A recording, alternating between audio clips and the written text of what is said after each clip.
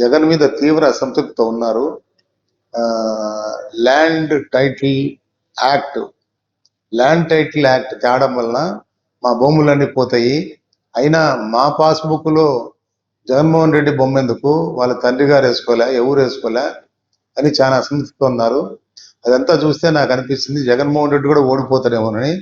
Anyhow Avinash Reddy అనేవాడు ఓడిపోతాడని అర్థమైంది. ఎందుకంటే పులివెందుల్లోనే వాళ్ళు కొంతమందిని అడిగితే ఒక ఓటు షర్మిలకు, ఒక ఓటు జగన్ అని అంటున్నారు. ఒకవేళ అతి కష్టం మీద జగన్మోహన్ రెడ్డి నేరోలో ఏమైనా గెలవచ్చేమో కానీ గెలిచే అవకాశం అయితే జగన్మోహన్ రెడ్డికి లేదు. అవినాష్ రెడ్డికి గెలిచే అవకాశం లేదు. పరిస్థితి గులకరాయి తగులితేనే అంత ఇష్యూ చేసినాడు. అతని పరిస్థితి అంత అగమ్యగోచరంగా ఉంది.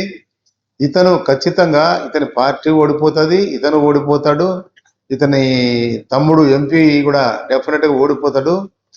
ఈ ప్రజలు ఇప్పుడున్న పరిస్థితుల్లో మనకు జీవన్మరణ సమస్య ఏపీ ల్యాండ్ టైటిల్ యాక్ట్ నేను కాపీ కూడా తెప్పించిన. యాక్ట్ నెంబర్ 27 ఆఫ్ 2023 అక్టోబర్ 2023లో ఈ 27 అనే యాక్ట్ తయారు చేశారు. దానికి ఈ డాక్యుమెంట్లు ఏదైతే ఉన్నాయో మన దగ్గర తీసుకునేటివన్నీ క్రిటికల్ కేర్ అని హైదరాబాద్ లో ఉంటది, దాని బ్రాంచ్ ఆఫీసు, అమెరికాలో ఆఫీసు. దాంట్లో డిజిటలైజ్ చేసి పెట్టుకుంటారంట. అంటే ఎప్పుడు జగన్కి అవసరం అయితే జగన్ తీసుకుంటాడు. కాబట్టి రైతులు దయచేసి మీ భూములు సేఫ్గా మీకు ఉండాలంటే తెలుగుదేశం కూటమికి ఓట్లు వేయండి, చంద్రబాబును ముఖ్యమంత్రి చేయండి. ఇవన్నీ దృష్టిలో పెట్టుకొని ప్రజలు ఓటు వేయాలి. లేకపోతే మీ ఆస్తులు మీ అన్నీ పోతాయి. దాంట్లో ఏమి ఆలోచన పడద్దు.